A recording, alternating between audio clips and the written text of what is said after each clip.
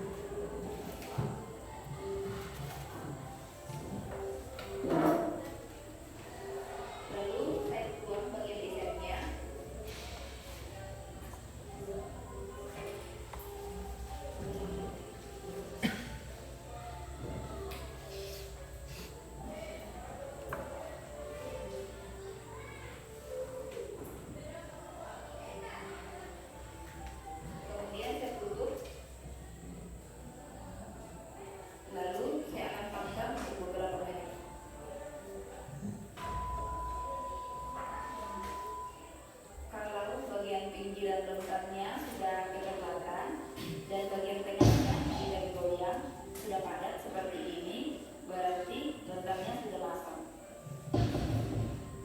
Ini dia hasil rotannya. Cantik kan? Untuk bagian tengahnya juga mulus, tidak bolong-bolong. Jika teman-teman ingin menambahkan manis, dapat menambahkan rotan keju atau irisan buah di atasnya, tergantung dari selera teman-teman, dan lebih enak jika dinikmati dalam keadaan dingin. Sekian resep dari saya, semoga bermanfaat buat teman-teman. Jika ada pertanyaan, silakan. Video yang ditayangkan itu cara proses pembuatan apa? Proses pembuatan kue lontar. Nah, sebelum kita masuk ke tahap-tahap bagaimana cara kita membuat sebuah resep, kalian harus tahu apa yang dimaksud dengan teks prosedur.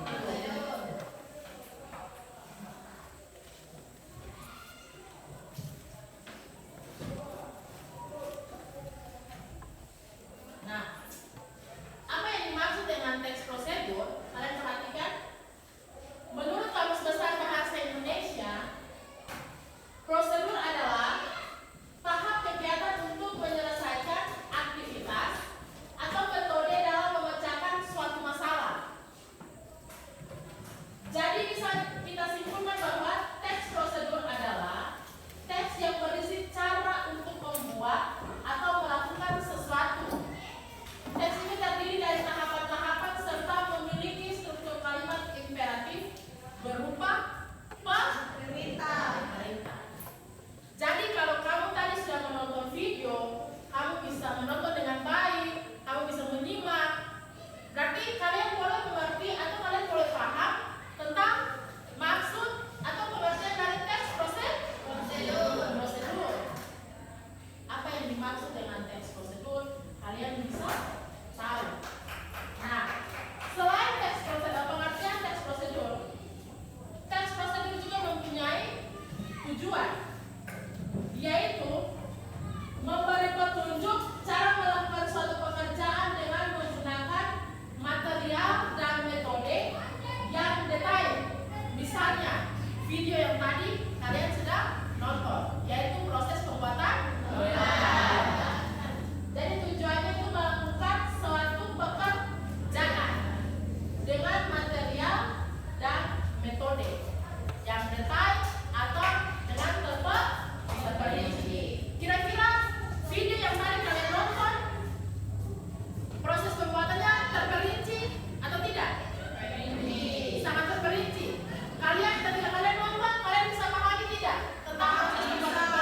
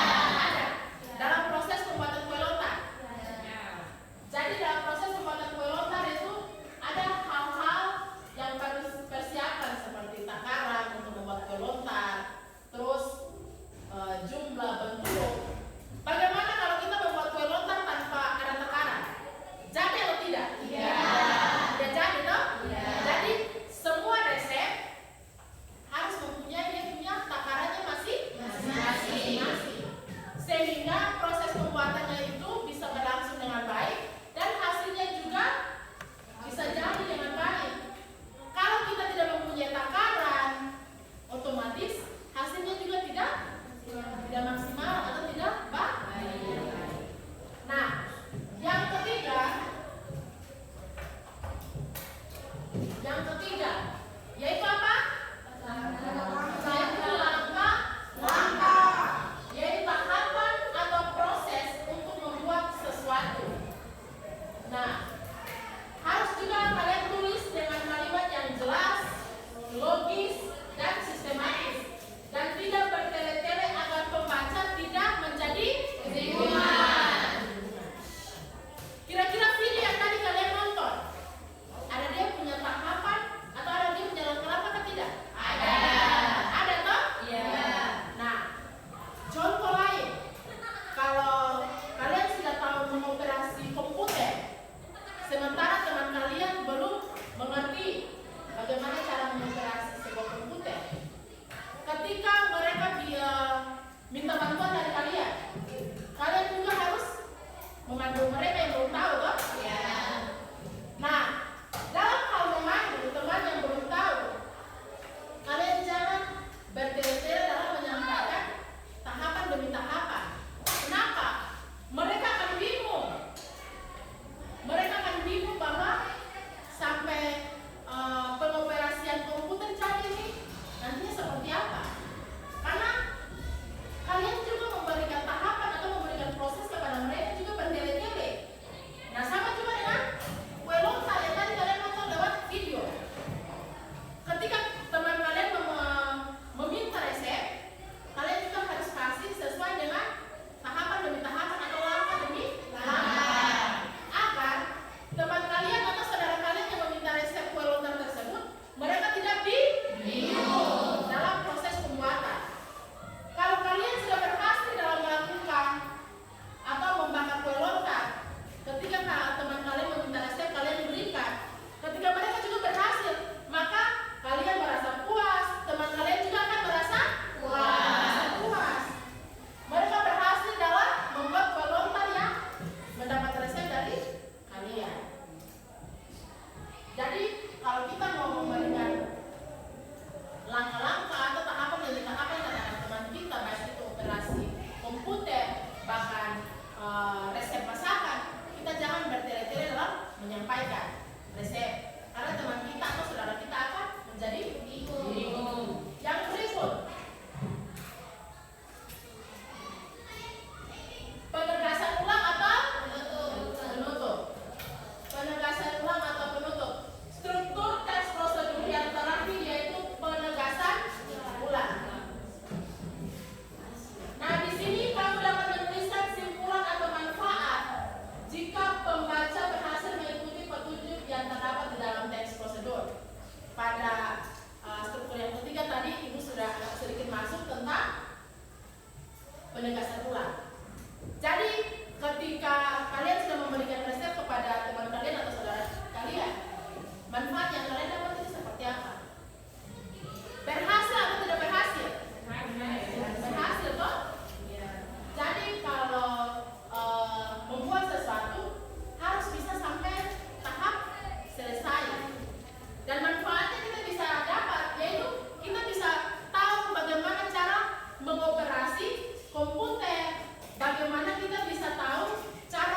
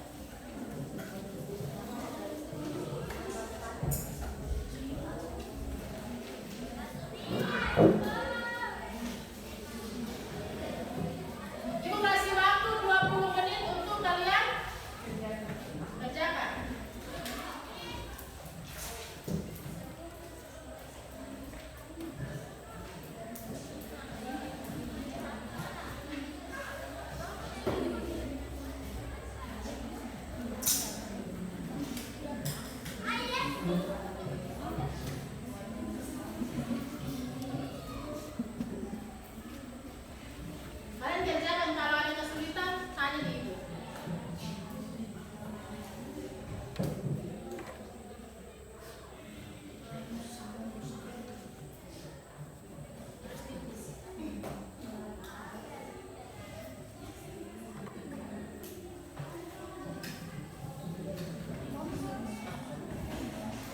Jadi kalian tulis dia punya alat dan bahan dulu. Setelah kalian tulis dia punya alat dan bahan, ini kan cara pembuatannya itu masih acak. Otomatis apa? Belum apa? Belum benar toh? Masih salah. Nah, kalian disuruh untuk menyusun cara pembuatannya menjadi benar. Jadi yang pertama apa? Kan cara pembuatan keripik. Yang pertama itu kita buat apa dulu? Yang kedua apa? Yang ketiga apa? Sampai selesai. Begitu.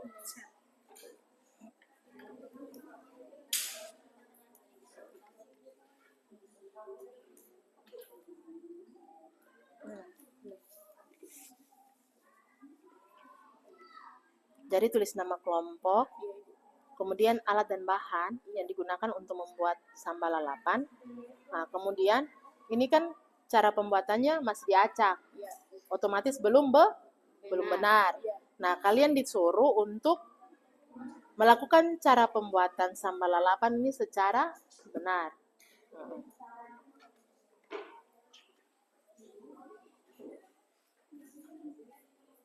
Iya, nanti di situ aja. Jadi pertama tulis alat dan bahan, apa-apa saja, 1, 2, 3, 4. Nah, kemudian cara membuat sambal lalapan yang benar. Apa, 1 apa, 2 apa, sampai selesai. Jadi di situ ada 6 cara, toh? Jangan sampai kalian kasih masuk hanya 5 cara, berarti salah satu cara hilang, toh? Berarti tidak benar, toh? Nah, jadi harus 6. Tulis, jangan pakai angka-angka begitu. 1 apa, 2 apa. Ibu kasih waktu 20 menit ya.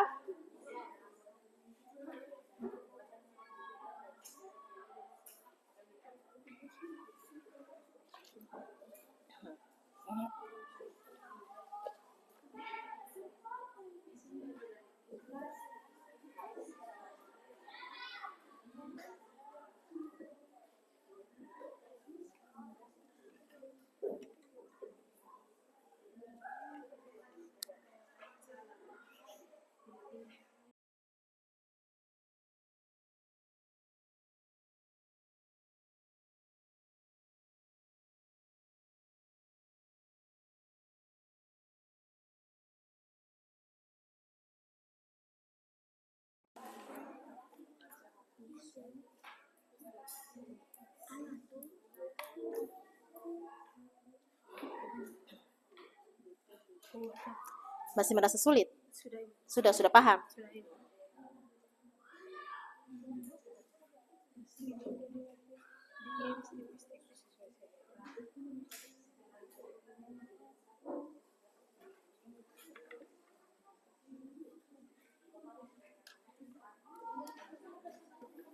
Sudah paham?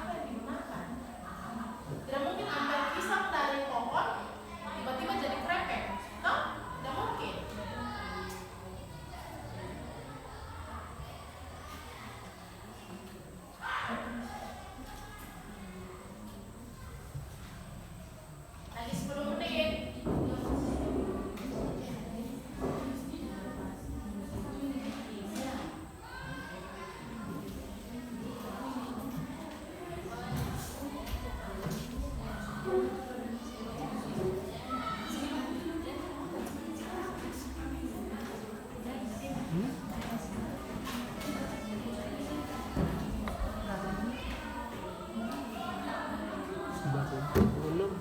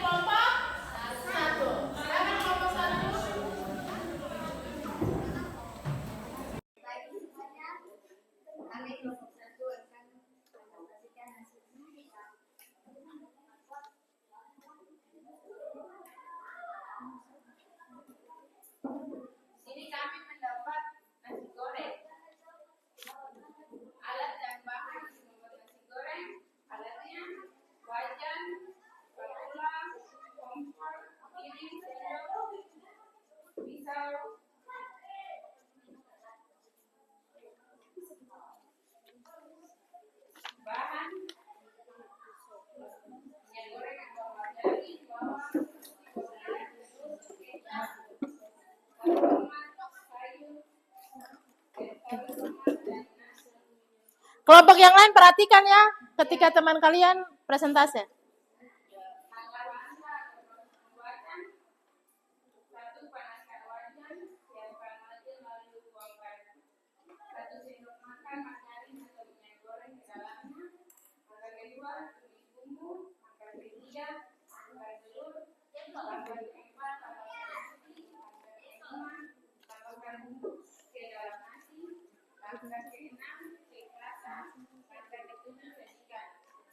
Dari teman-teman ada yang mau ditanyakan?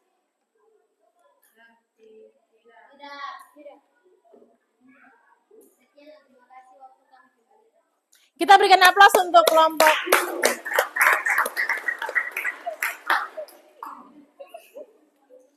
kelompok yang kedua.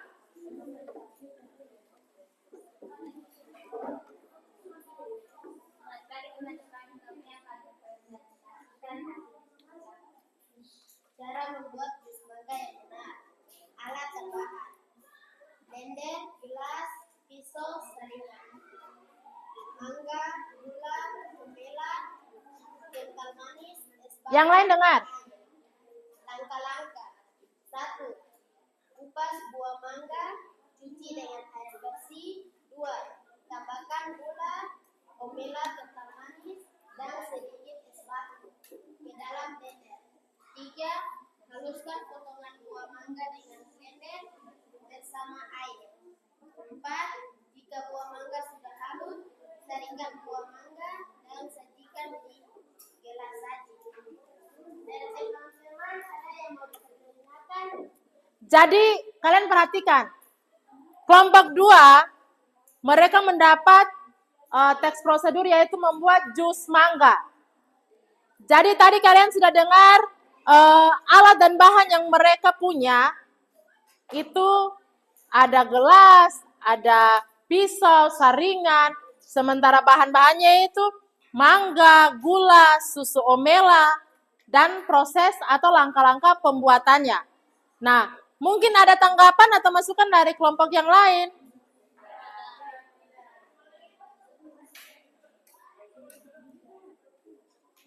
Tidak ada. Kelompok 2, kalau tidak ada.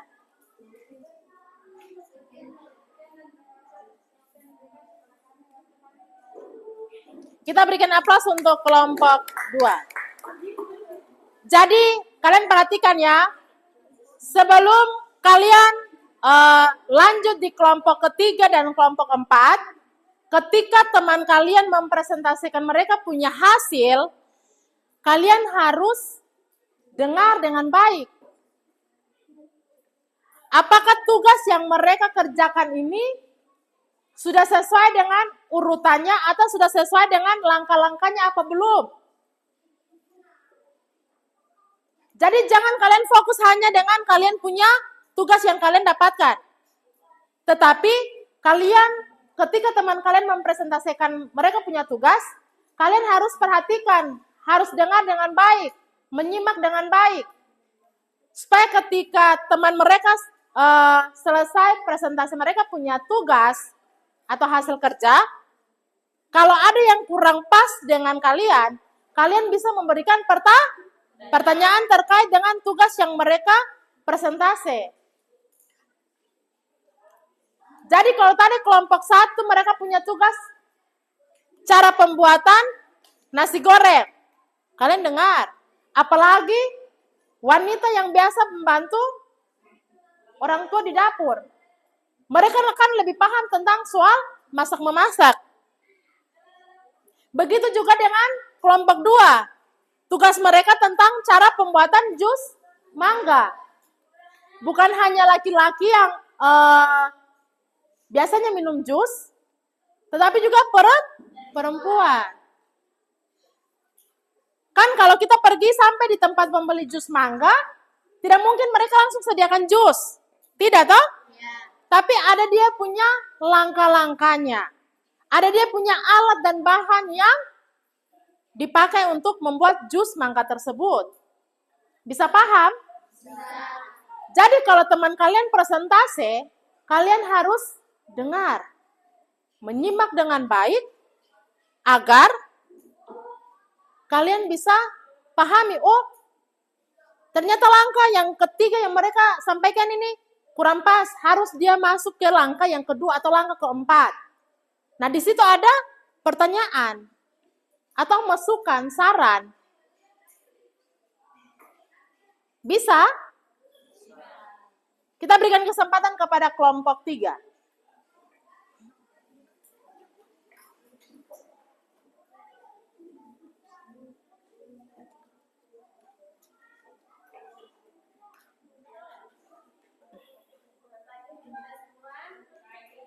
Terima kasih atas waktu yang diberikan kepada kami kelompok 3. Kami akan membaca hasil diskusi kami.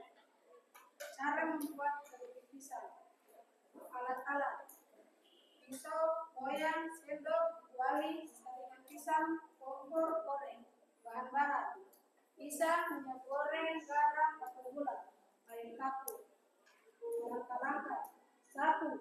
Pisang yang sudah dikupas diiris tipis-tipis sesuai selera. 2. Rendam pisang yang sudah diiris tipis-tipis ke dalam air kapur dan diamkan hingga 1 jam.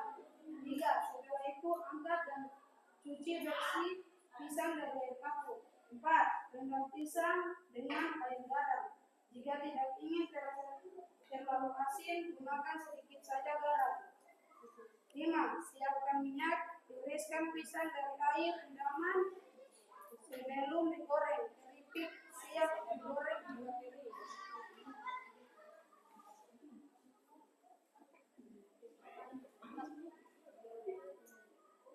Kalian ingin menanyakan? Berdiri. Suara besar. Kenapa keripik pisang harus direndam di air garam? Itu saja.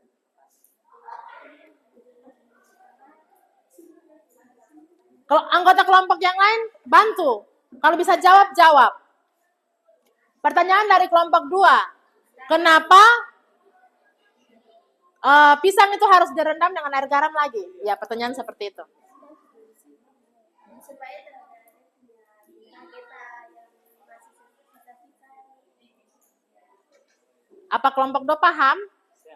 Jadi pertanyaan, kenapa pisang harus direndam dengan air garam lagi? Jawaban yang disampaikan dari kelompok 3 ke kelompok 2, agar pisang tersebut tidak geta lagi. Kita berikan aplaus untuk kelompok 3. Pertanyaan dari kelompok 1 untuk kelompok 3. Oh, pertanyaan yang sama.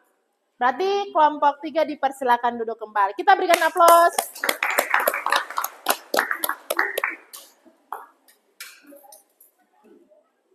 Sebelum kita lanjut di kelompok 4, sedikit koreksi Ibu sampaikan kepada kelompok 3. Tadi ada alat, mereka hanya sebutkan sendok. Terus, kalau keripiknya sudah masuk di dalam kuali, mau dibalik pakai apa?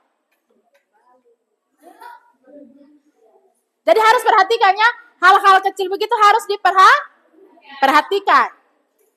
Bukan hanya sendok, tetapi harus ada bila-bila. Ya, kita berikan kesempatan kepada kelompok 4. Silakan kelompok 4.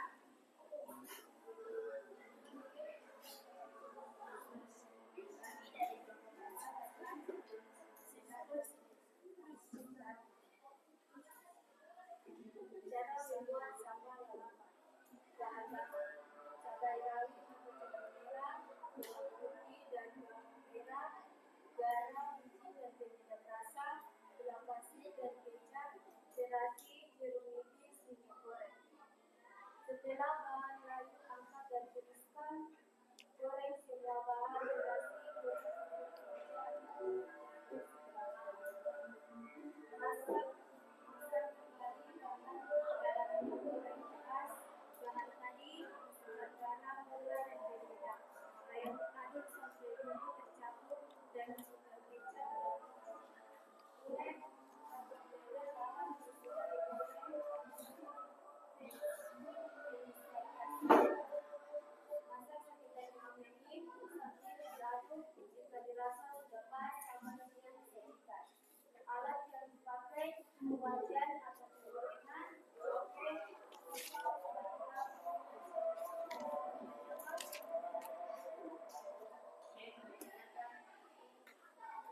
Kelompok 4 punya tugas membuat sambal lalapan.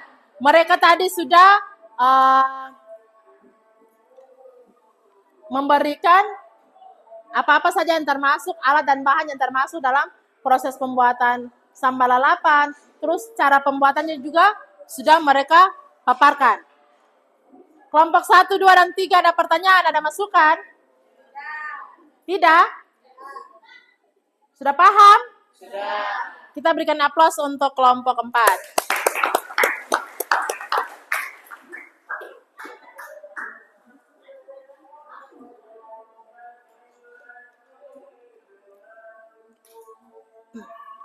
Jadi, dari 4 lembar LKPD yang Ibu bagikan kepada kalian, nah, dari kelompok 1, kelompok 2, kelompok 3, dan kelompok 4, kalian sudah memahami materi dari teks prosedur. Bagaimana cara pembuatan nasi goreng, alat dan bahan yang digunakan, kemudian bagaimana cara membuat jus mangga, alat dan bahan yang digunakan, dan juga krepek pisang dan sambal lalapan. Jadi kalau kita berbicara tentang teks prosedur berarti ada di lingkungan kita. Nah, di saat ini Ibu akan membagikan kalian selembar kertas. Ketika kalian sudah memahami materi tentang teks prosedur, kira-kira apa yang kalian dapatkan ketika kalian mempelajari materi tentang teks prosedur? Tidak perlu kalian tulis nama, hanya kalian mengisi. Apa yang kalian dapatkan dari materi yang Ibu jelaskan? Dari pengertian, kemudian jenis-jenis teks prosedur, kemudian ciri-ciri, struktur yang terdapat dalam materi tersebut. Bisa? Tidak perlu menulis nama, hanya kalian mengisi apa yang kalian dapatkan dari pelajaran hari ini.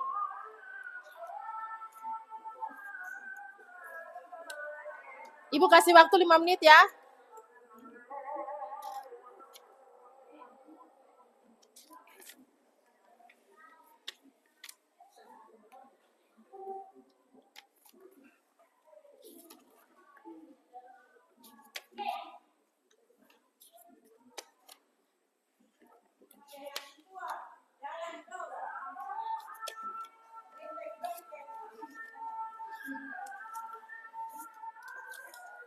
Sudah?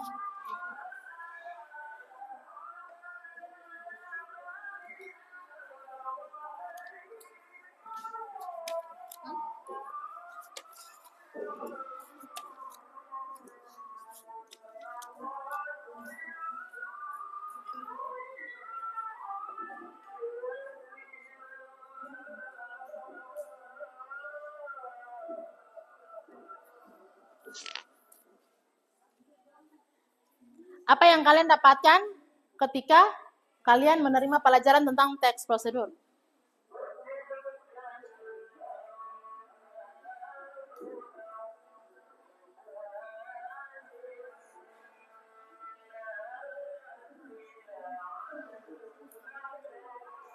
Pelajarannya kalian bisa pahami atau tidak? Kemudian manfaat ketika kalian mendapat materi tentang teks prosedur, manfaatnya untuk kalian seperti apa?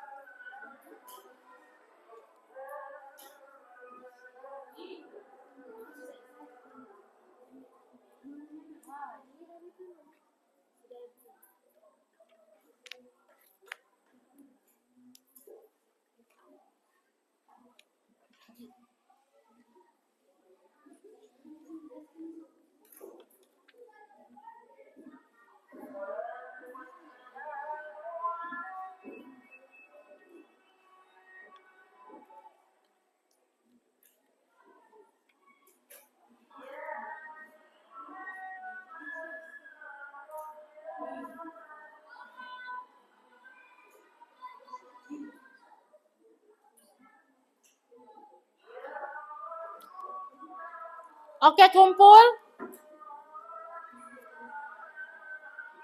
Ibu kumpul ya. Ini harus tulis begini.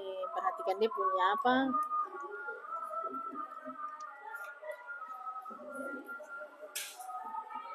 Sudah?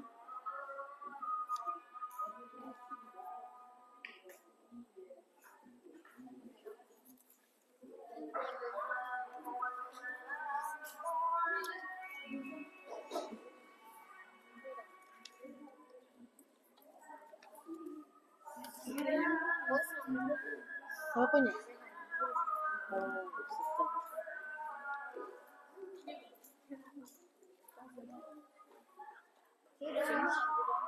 Iya harus tulis begini.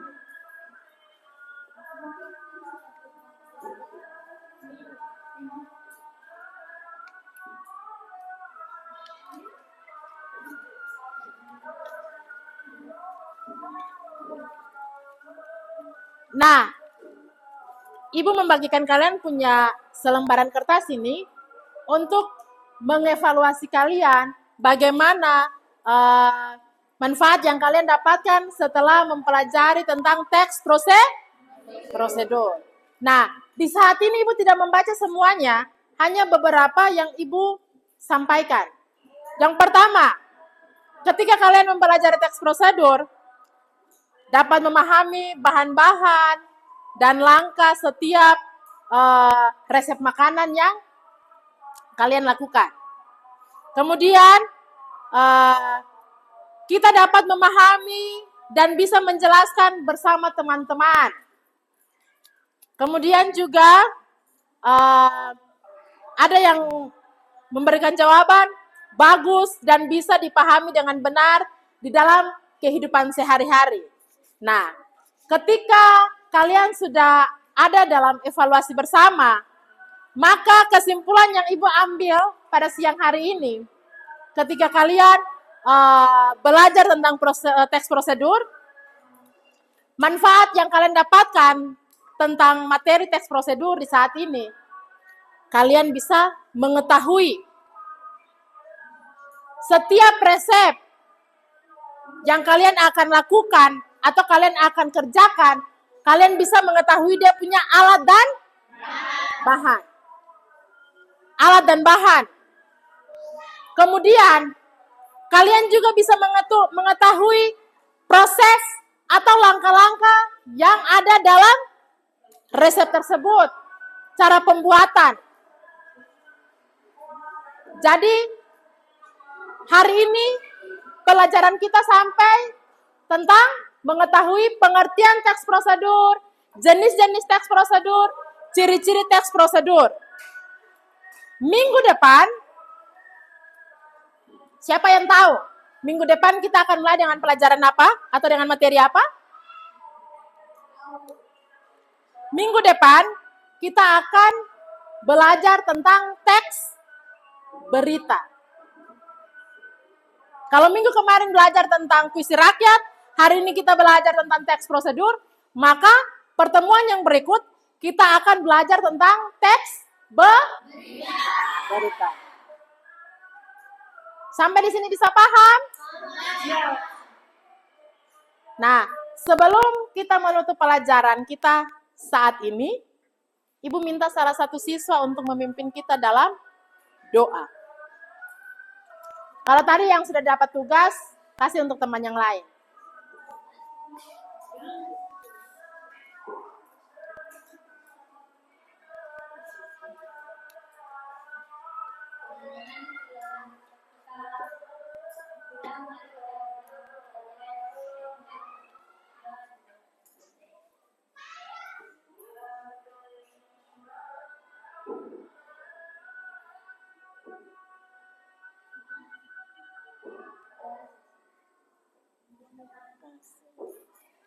Selamat siang.